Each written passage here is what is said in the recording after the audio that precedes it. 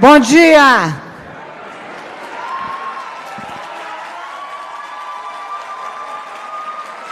Ei. Bem-vindos à Universidade de Brasília. Vou passar a palavra para o presidente da SBPC. Sou Márcia Abraão, reitora da UNB.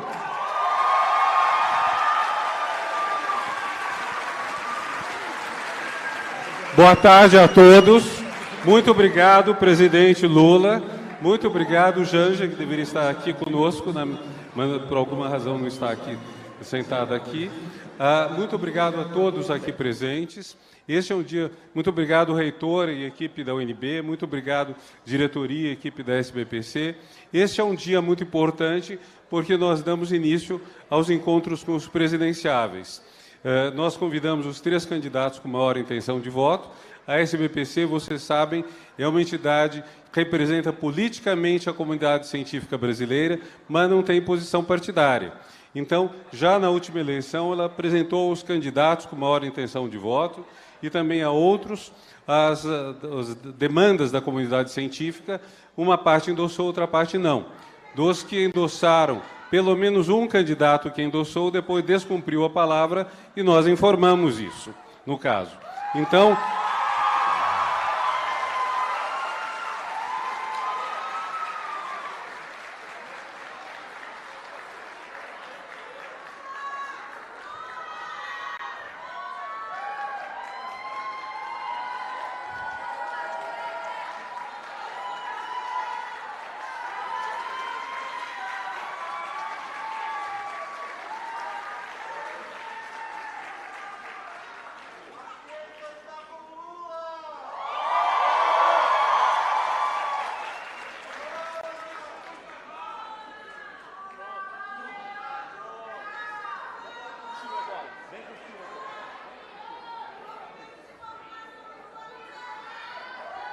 Muito bonito.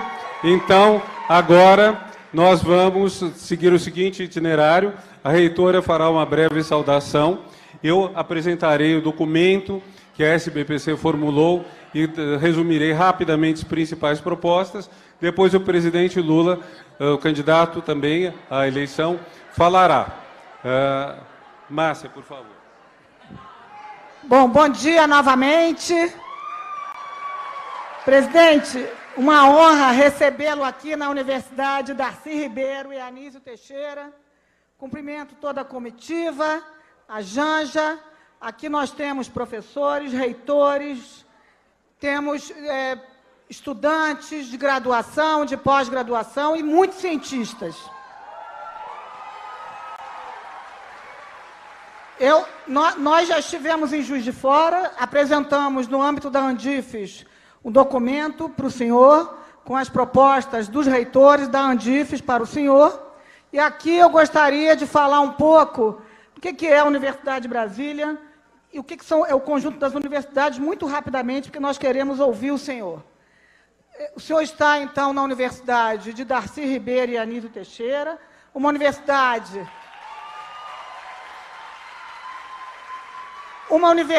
que completa 60 anos este ano, com o tema,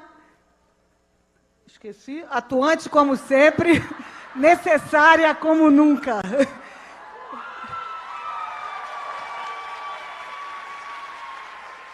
Uma universidade que sabe bem o valor da democracia. Em 65, perdeu quase todos os seus professores na ditadura. Perdemos estudantes que seriam brilhantes, profissionais. Então, o primeiro valor que eu gostaria de trazer para o senhor, e isso é para o conjunto das universidades, é o da democracia. Nós não abrimos mão da democracia.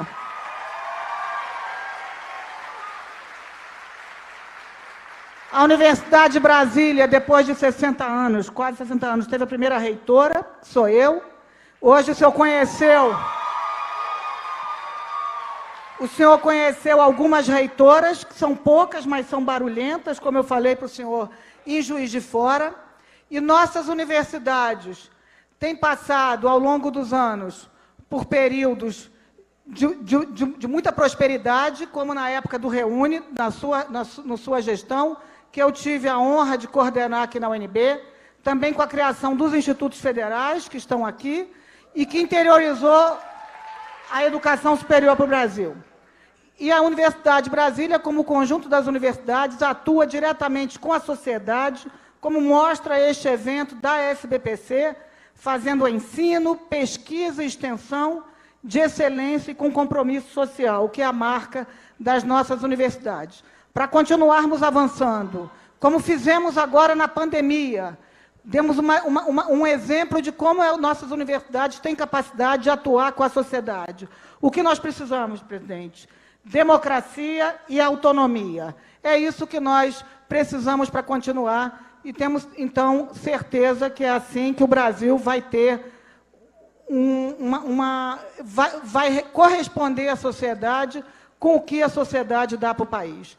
Com tanta gente pobre, nós precisamos de democracia e de uma universidade forte e autônoma. Muito obrigada.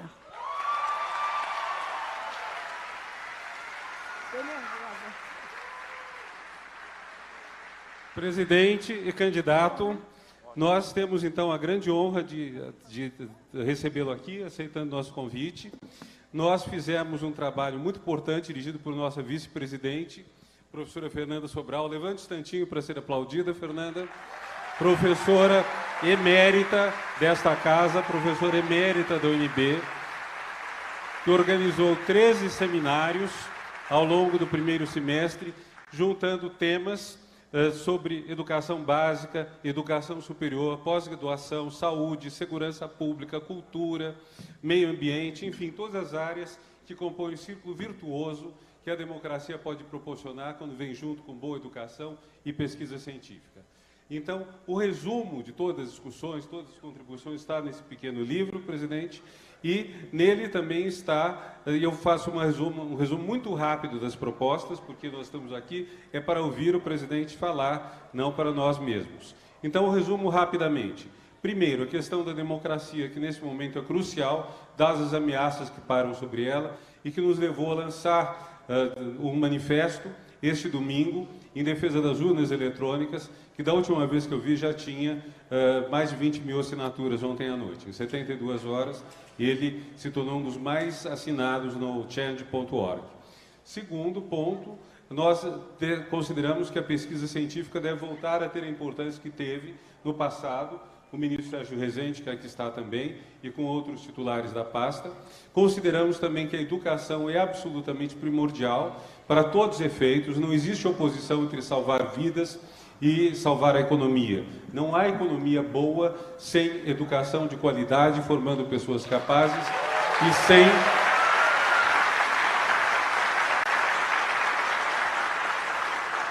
e sem pesquisa científica de qualidade, em especial quando o Brasil tem uma biodiversidade desse valor, 6 biomas ricos, dos quais o maior do mundo, que dividimos com mais de 8 países, com os quais urge colaborar. Então, todas essas questões implicam que o Brasil volte a ter um projeto de nação, volte a ter um projeto de Brasil. Que o Brasil não fique simplesmente à mercê dos humores, que não deixe a sua soberania nacional ser sacrificada.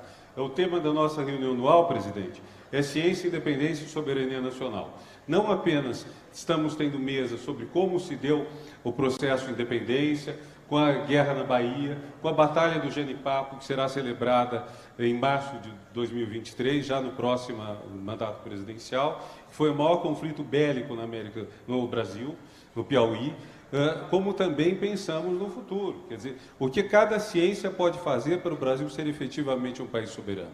Finalmente, podemos resumir tudo isso dizendo que é um grande pacto pela vida.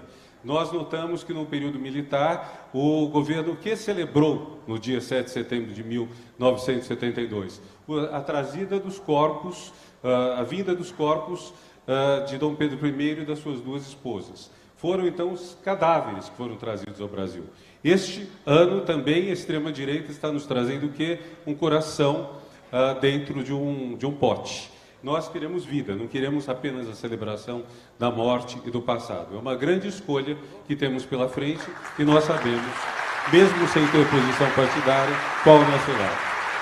Presidente, por favor, a palavra. Por favor.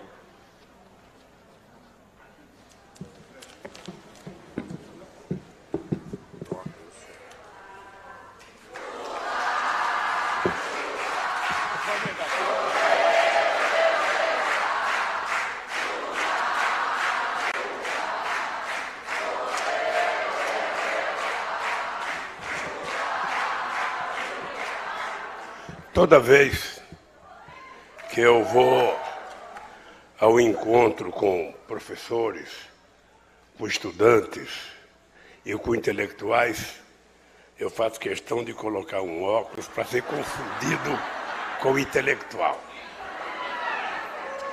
Eu quero cumprimentar o companheiro Renato Janine Ribeiro, presidente da SBPC, a nossa querida Fernanda Antônia da Fonseca Sobral, vice-presidente, o companheiro Paulo Artacho, vice-presidente, a companheira Helena Buciani Nader, presidente de honra, o companheiro Ildeu de Castro Moreira, presidente de honra, Sérgio Machado Rezende, ministro de presidente de honra. Quero cumprimentar o companheiro Luiz Mercadante, ex-ministro da Ciência e Tecnologia, do governo Dilma. Quero cumprimentar o companheiro Jacques Wagner, ex-ministro, ex-governador e atualmente senador. Quero cumprimentar a magnífica reitora Márcia Abrão Moura, da UNB. E quero cumprimentar o vice-reitor Henrico Elva,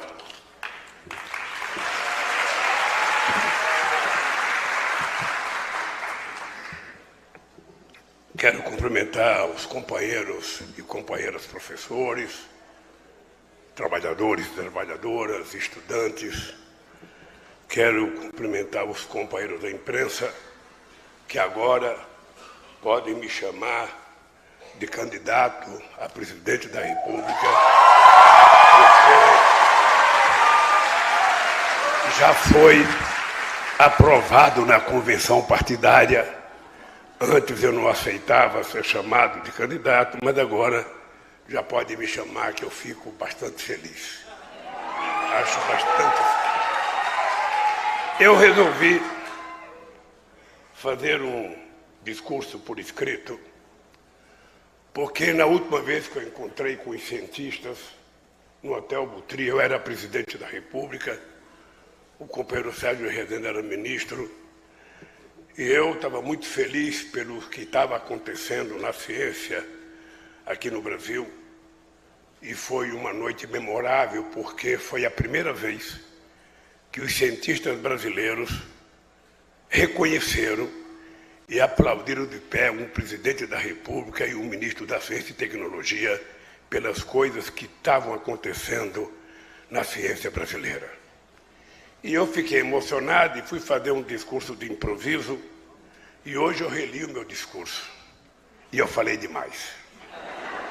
E eu vou falar aqui apenas o essencial, para não cansar vocês e não enjoar, porque virão outras pessoas aqui falarem. E eu quero ser o mais comedido de todos dos que vierem aqui. Em primeiro lugar, quero parabenizar e agradecer aos pesquisadores e pesquisadoras, aos professores, professoras e estudantes, a todos os trabalhadores e trabalhadoras da educação, da ciência e da tecnologia, pelo trabalho que vocês realizaram. Parabenizo e agradeço às entidades científicas e instituições de ensino e pesquisa pelo que têm feito pelo Brasil, mesmo em um contexto tão adverso como vivemos atualmente.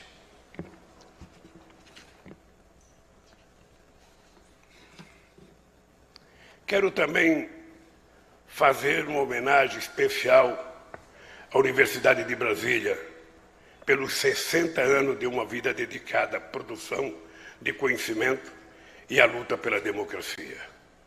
A UNB nasceu do sonho de Darcy Ribeiro e Anísio Teixeira e é a prova viva de que sonhar vale a pena.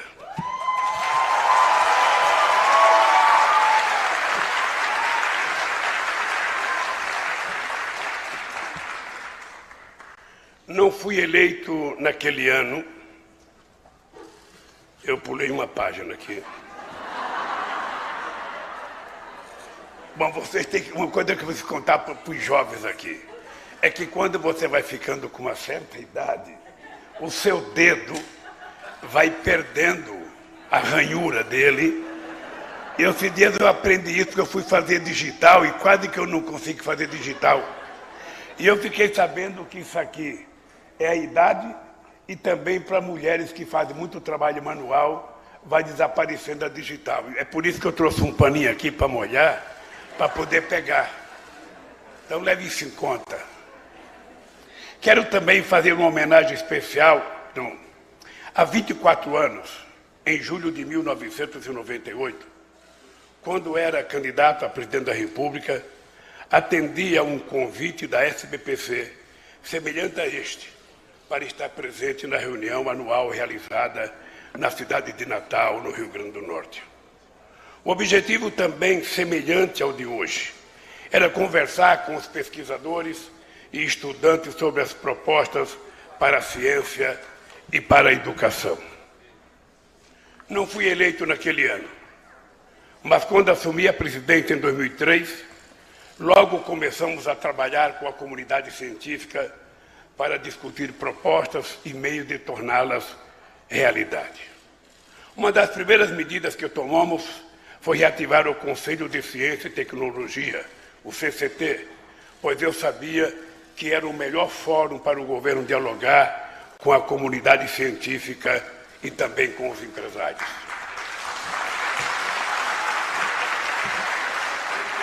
Nos meus 8 anos de governo, presidi pessoalmente as reuniões do CCT pelo menos uma vez a cada ano.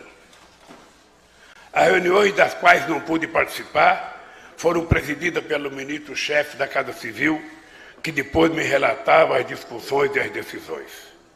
Foi assim que nós definimos prioridades, diretrizes, estratégias e ações para uma nova política de ciência e tecnologia implantada em 2004, quando o ministro, na época da ciência, era o nosso querido e saudoso Eduardo Campos.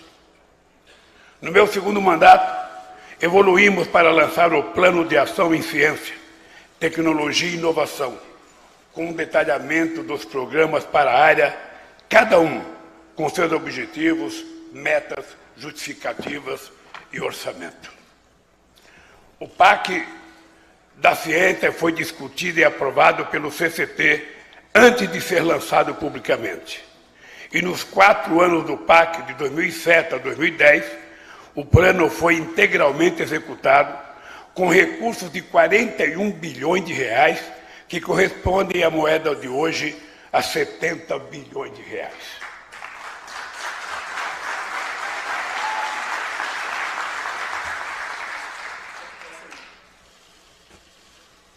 Quando você não é presidente, é tudo difícil aqui. Não tem ninguém para me servir água. Vocês vão ver se eu ganhar como vai mudar.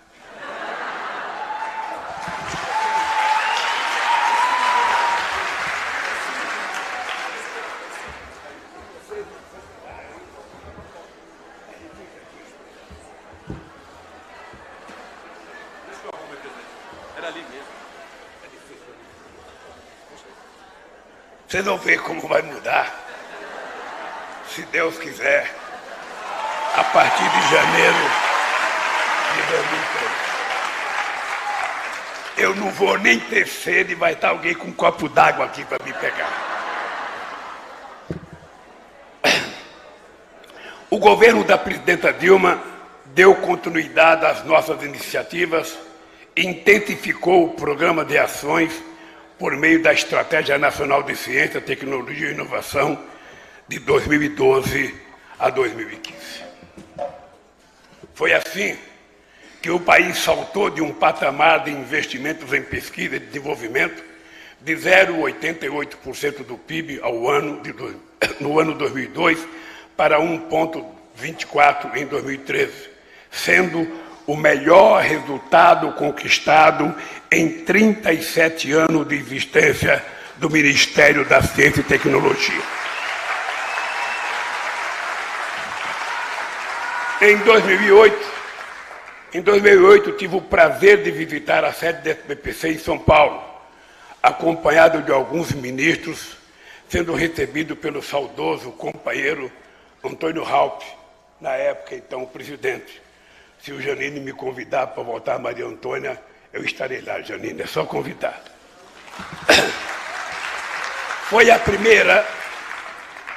Foi a primeira vez, e pelo que eu sei, a única em que um presidente da República visitou a histórica sede da Rua Maria Antônia para simbolizar a importância do diálogo com a comunidade científica.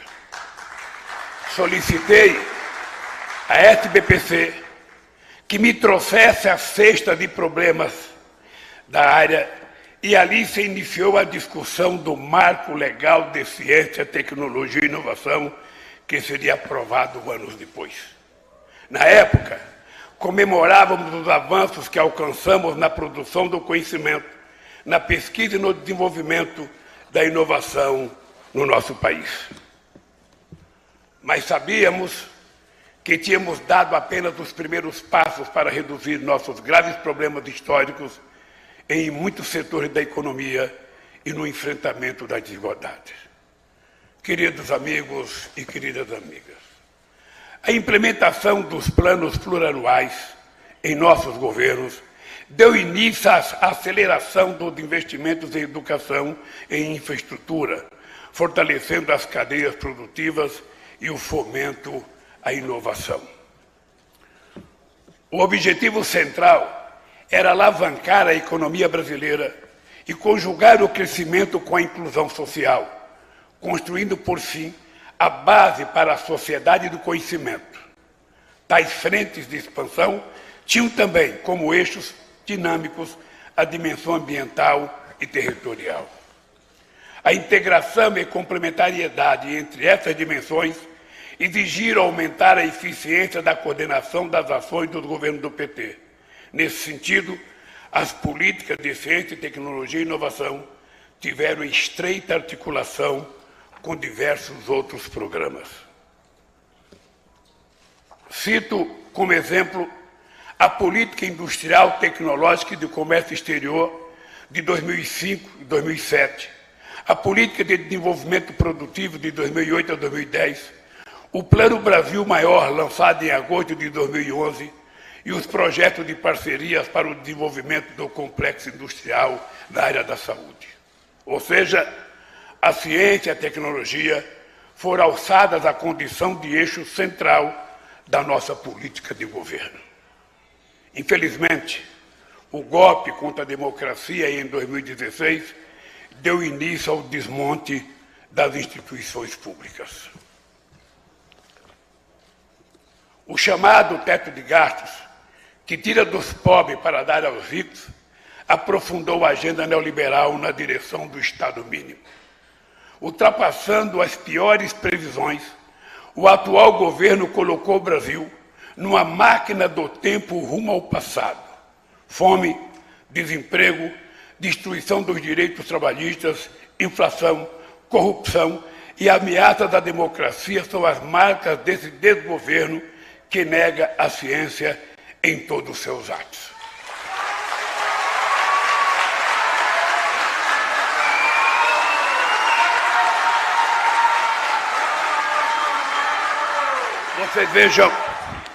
Vocês vejam que eu falei corrupção aqui, porque vira e mexe o presidente diz que não tem corrupção no governo dele.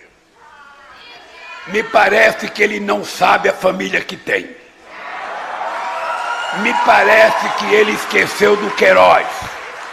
Me parece que ele esqueceu da quadrilha da vacina. E agravante, para toda e qualquer denúncia perto dele, ele, por decreto, decreta sigilo de 100 anos. Que é uma coisa que nós vamos fazer um revogaço no primeiro dia de governo.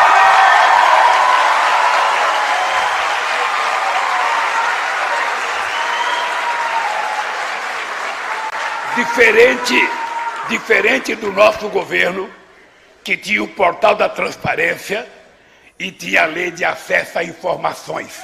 Qualquer pessoa poderia saber a qualidade do papel higiênico que se usava no Palácio do Planalto. Hoje, você não sabe nem as informações sobre a vacina para combater o Covid. O resultado mais trágico desse apagão científico que estamos sofrendo hoje são os quase 680 mil pessoas mortas pelo Covid. Muitos deles, porque o atual presidente ignorou todas as recomendações da comunidade científica, chegando ao cúmulo de boicotar as vacinas que salvaram milhões de vidas ao redor do mundo. A redução dos investimentos em áreas essenciais, sobretudo educação e ciência, o ataque às universidades públicas, o desemprego e a precarização da força do trabalho estão levando à perda de pessoal qualificado para o exterior. Milhões de jovens brasileiros, movidos à esperança, estão viajando em torno do mundo para procurar uma possibilidade de sobrevivência. Os jovens são movidos por sonhos e desafios. E nós precisamos trazer de volta as condições para que eles sejam estimulados a atuar na melhoria e na reconstrução desse país. Como todas e todos aqui sabem, o orçamento do FNDCT, principal fundo de apoio à ciência, passou a ser fortemente contingenciado desde o golpe de 2016. Enquanto no último ano do meu governo, a receita do fundo foi inteiramente investida em ciência, no ano passado, do total de 6 bilhões arrecadados, apenas 10% foram liberados para investimento. Do mesmo modo, nos últimos anos, os orçamentos do CNPq e da CAPES despencaram e este ano são inferiores a 1/3 dos valores de 2015. Quero apresentar os principais programas do nosso governo. Em primeiro lugar, vamos trabalhar na reconstrução do Sistema Nacional de Defesa, Tecnologia e Inovação, conectando as políticas públicas com os desafios sociais. O sistema deverá promover a colaboração de agências federais, estaduais e municipais no fomento de programas e ações em todas as regiões do país. Vamos realizar a 5ª Conferência Nacional de Ciência, Tecnologia e Inovação para o envolvimento dos cientistas, dos empresários, dos trabalhadores, dos agentes de governo, dos jovens e da sociedade brasileira como um todo. Vamos trabalhar na recomposição e ampliação do fomento de ciência, tecnologia e inovação para alavancar o sistema. Os orçamentos das agências de fomento federais, destacadamente do CNPq, FINEP e CAPES, devem ser recuperados e ampliados a partir dos patamares mais elevados alcançados no governo do PT. Os investimentos para a área serão ampliados com a destinação de parcela dos recursos do Fundo Social do Pré-Sal, que a gente dizia como fizemos a lei que regulou o pré-sal. Vamos trabalhar para ampliar e melhorar a qualidade da educação em todos os níveis no Brasil, desde a educação básica à pós-graduação, passando por um programa emergencial de inclusão e reintegração educacional para os jovens sem escola nos diferentes graus educacionais, com atenção prioritária à universalização da inclusão digital que o Brasil tanto necessita. Vamos apoiar iniciativas para estimular a inovação no ambiente empresarial, com projetos de pesquisa, desenvolvimento tecnológico e inovação em empresas. Precisamos elevar a competitividade na produção industrial, o aumento das exportações e substituição de importações, intensificação e internalização tecnológica e o desenvolvimento de novos segmentos. Vamos incentivar a criação e consolidação de empresas privadas, públicas e estatais em empreendimentos de propriedade compartilhada, intensivas em tecnologia, em setores da média e alta tecnologia da indústria 4.0. Precisamos promover ações de popularização e difusão da ciência e expandir o uso de tecnologias inclusivas e garantir a ampliação da cobertura de banda larga, levando conectividade às áreas remotas. Queremos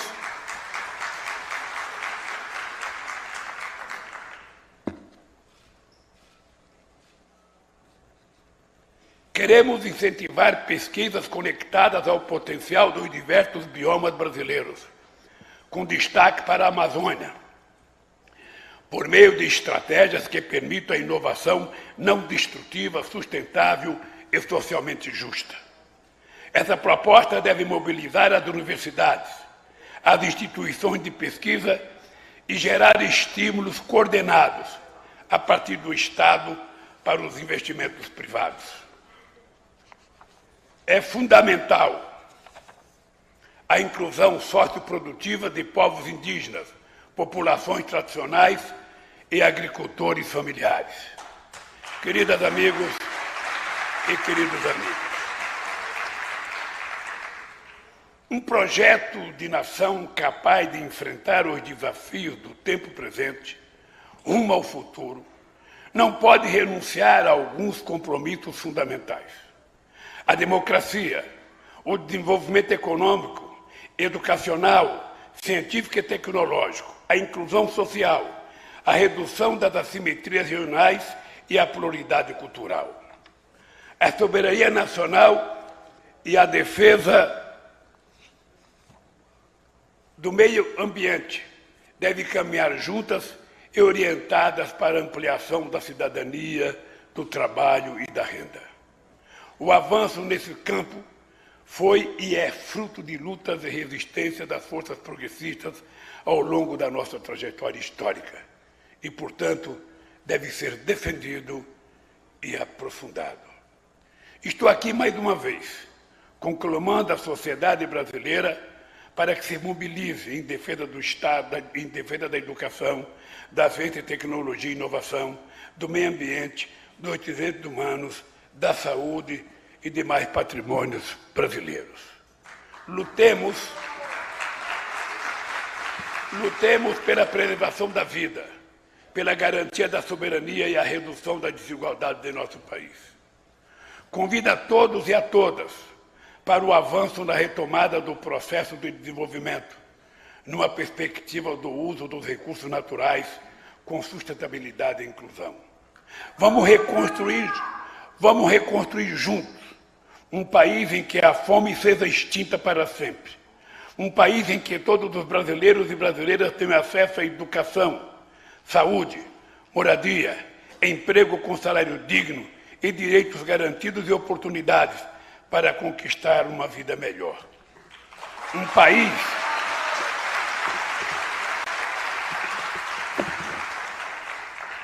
país em que a ciência seja reconhecida como o que ela é de fato. É uma ferramenta extraordinária para o progresso da humanidade. E que esse progresso não seja jamais privilégio de poucos, mas um direito de cada brasileiro e de cada brasileira.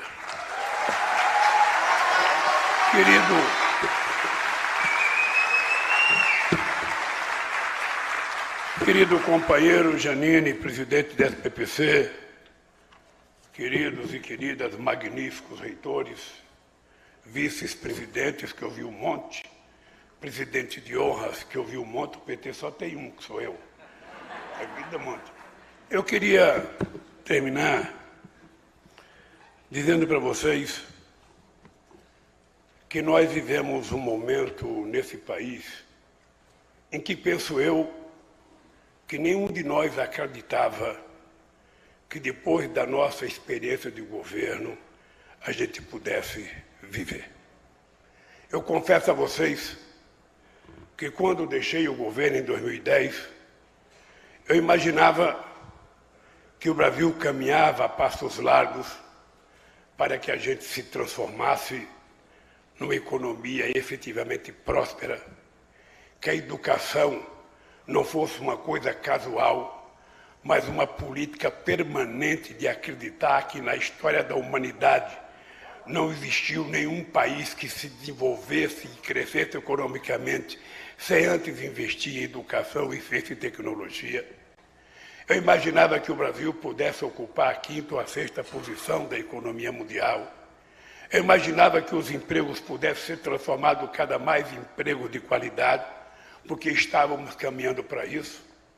Eu não esqueço da quantidade de jovens que retornavam da Europa, que retornavam do Japão, que retornavam de Portugal para voltar a trabalhar no Brasil, porque o Brasil estava oferecendo oportunidades de emprego em várias áreas da nossa economia.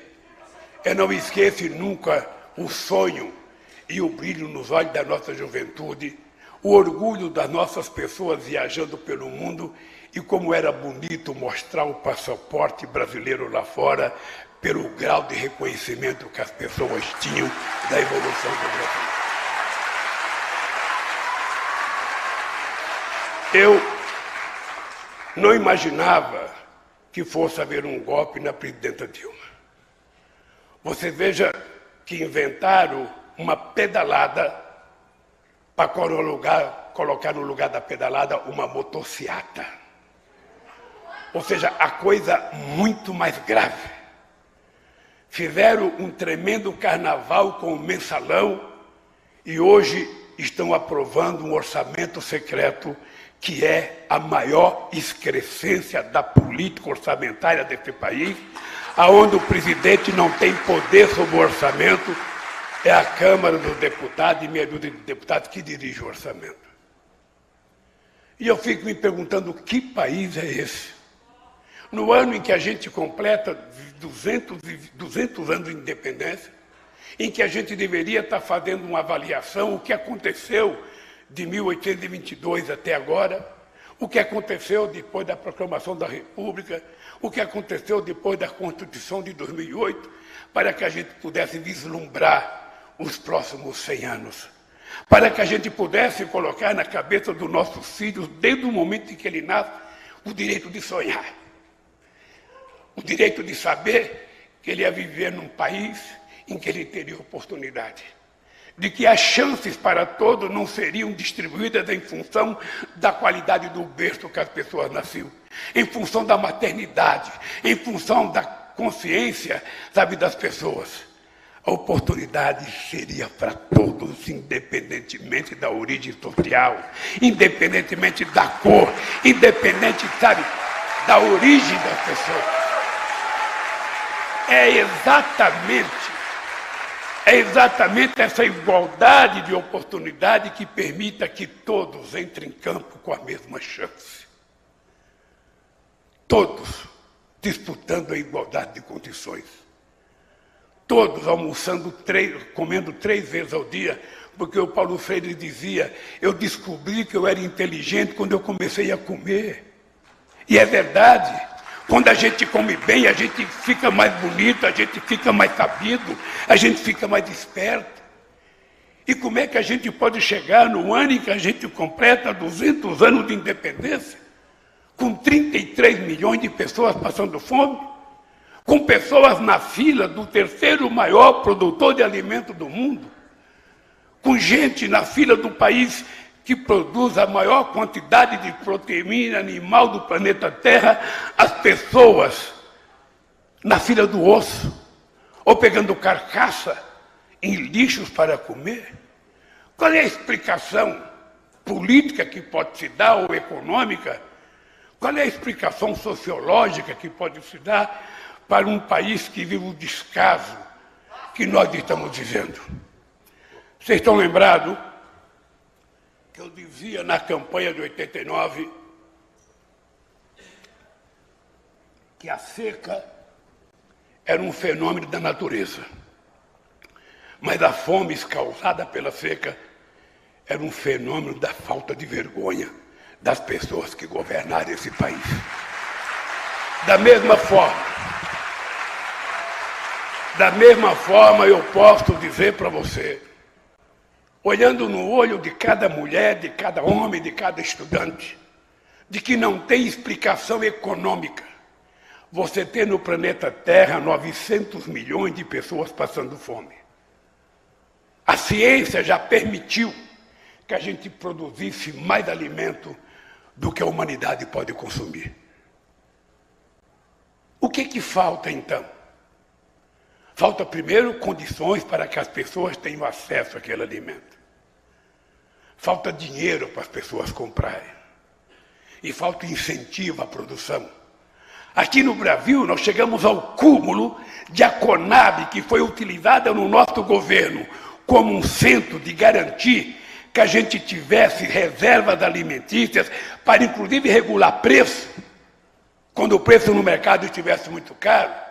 Era uma espécie de mercado regulador que a gente utilizava a Conab. Vocês estão lembrados quando começou a faltar alimento em 2008, nós criamos uma política chamada Mais Alimentos, para fazer com que o pequeno proprietário agrícola tivesse acesso a máquinas e implementos agrícolas para aumentar a sua produção. E naquele ano, Nelson Barbosa, a gente conseguiu vender 80 mil tratores de 80 cavalos, o que salvou a indústria automobilística da crise. Então, o que falta neste país tão extraordinário? O que falta nesse país que, quando a gente investe, a gente prova que a gente corre? O que falta nesse país de gente tão sabida e inteligente, desse povo tão extraordinário, para que a gente, uma vez na vida, se transforme numa grande nação? Eu já tenho 76 anos de idade. Eu não posso mais ficar pensando no país do futuro como eu pensava quando eu tinha 10. Nós precisamos concretizar que esse país se transforme efetivamente num país perceptível pelo nosso povo, num país que produza coisa que seja tangível para o nosso povo. A gente não pode continuar achando que nós somos obra do acaso. A gente não pode ficar vendo a elite brasileira discutir teto de gasto para garantir as reservas do sistema financeiro e não tem nada por questão social, não se discute política social.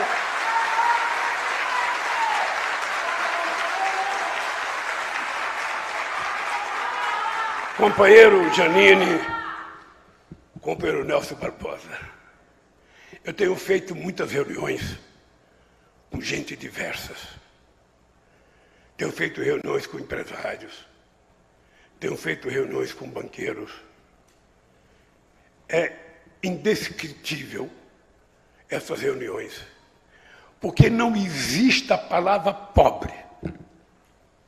Não existe nenhuma palavra que seja dita em relação à miséria que tomou conta desse país. Nós tínhamos acabado com a fome, não tinha mais criança pedindo esmola na rua. Hoje as pessoas não pedem mais esmola, as pessoas já escrevem, eu quero comida. As pessoas já não têm mais vergonha de dizer, eu estou com fome de verdade. E não é apenas dos 33 milhões que já estão com fome de verdade, é mais 105 milhões de pessoas que falta algum componente nas calorias que permita ao ser humano viver dignamente. E nenhum de nós, em sã consciência, possa acreditar que isso é um fenômeno da natureza. Nenhum de nós pode acreditar que neste país alguém não coma porque não tenhamos terra, porque não tenhamos conhecimento e não tenhamos capacidade de produzir. Nenhum de nós acredita que uma pessoa é obrigada a ir na fila do osso porque não tem dinheiro para comprar um pedaço de carne. E muitas vezes nós nos tornamos insensíveis, porque a gente começa a normalizar essas coisas. A gente começa a achar que é assim mesmo. A gente começa a achar, isso é coisa de Deus. Não é coisa de Deus, isso é coisa do diabo. A fome não pode ser coisa de Deus. A fome não pode ser relativizada. Então eu queria, Janine, aproveitar esse convite que você me fez para vir aqui. Para além de falar de ciência e tecnologia, eu acho que a SBPC sempre foi um centro de debates acalorados de tudo que acontece nesse país. Para dizer para vocês, eu estou com 76 anos de idade. Eu digo todo dia que tenho energia de 30 e tesão de 20. Porque eu quero provar mais uma vez. Se prepare, Nelson Barbosa. Eu quero provar mais uma vez que a gente vai recuperar esse país definitivamente.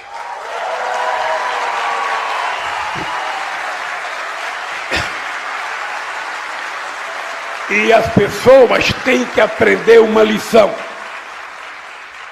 Primeira lição: quem tem fome não pode esperar.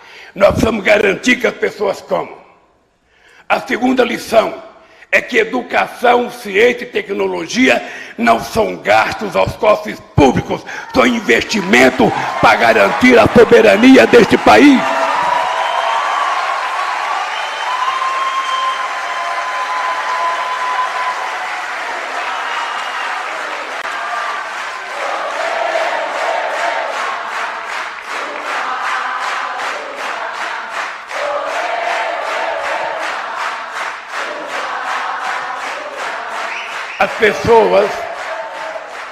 As pessoas que vão assumir cargo de responsabilidade nesse país precisam aprender a fazer uma outra conta.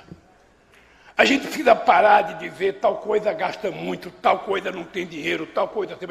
Nós temos que começar a nos perguntar todo dia quanto custou a este país não fazer as coisas no tempo certo. Quanto custou a esse país não fazer a reforma agrária quando há 50 anos atrás o mundo fez?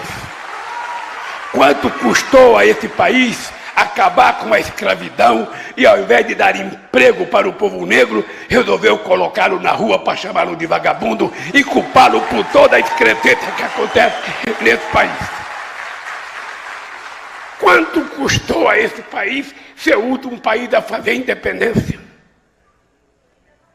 Quanto custou a esse país ser o último país do nosso continente a ter uma universidade? Porque a meninada muitas vezes não sabe disso. E eu digo em todo lugar que eu vou, o Peru foi descoberto em 1492, que foi a descoberta hispânica. Em 1554 o Peru já tinha a sua primeira universidade. E o Brasil foi descoberto em 1500. E a sua primeira universidade só foi feita em 1920. Qual é a explicação? Se a elite brasileira não gostava que o povo aprendesse, não gostava que o povo estudasse, não gostava que o povo lesse, porque a leitura permitiria ter conhecimento do que estava acontecendo no mundo. E me parece que a elite brasileira queria manter os brasileiros, os indígenas e os negros na ignorância absoluta, porque quando a gente não sabe, a gente muitas vezes é tangido como se fosse gado. E nós temos que ter a coragem de fazer daqui para frente o que a gente não teve coragem de fazer daqui para trás. É por isso que eu quero dizer para vocês, eu estou nessa disputa. Não quero que vocês esqueçam o que eu vou dizer aqui, porque eu quero que vocês me cobrem. Eu estou nessa disputa. Estou com muita disposição de voltar a ser presidente da República. Estou com muita disposição de ganhar esse país. Primeiro porque eu quero que esse país volte a ter credibilidade internacional. Não é possível que um país que era respeitado pelos Estados Unidos, pela China, pela Índia, pela Rússia, pela Argentina, pelo México, pela Alemanha, pela França, seja um paira internacional hoje, que ninguém quer encontrar com o presidente, ninguém quer vir aqui. Não é possível. Não é possível um país que vive um momento em que o mundo tem dinheiro sobrando e não vem dinheiro para investimento direto, porque ninguém confia no governo. E quando vem para comprar as empresas públicas, e a gente quer dizer que vai parar com venda de empresa pública. Quem quiser investir, vem investir em coisas novas.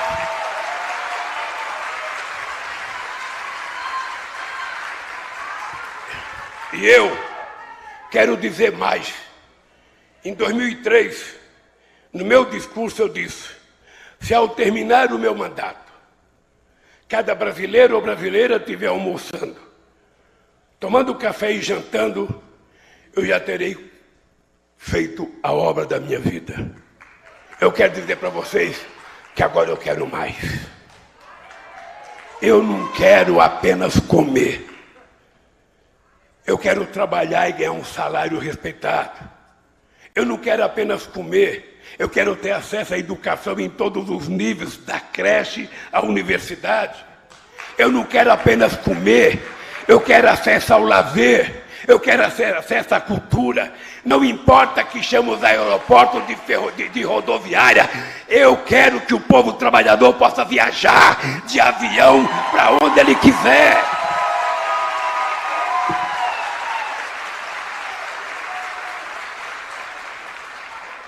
E eu volto com a disposição de não ficar discutindo o problema, Nelson. Eu quero discutir a solução.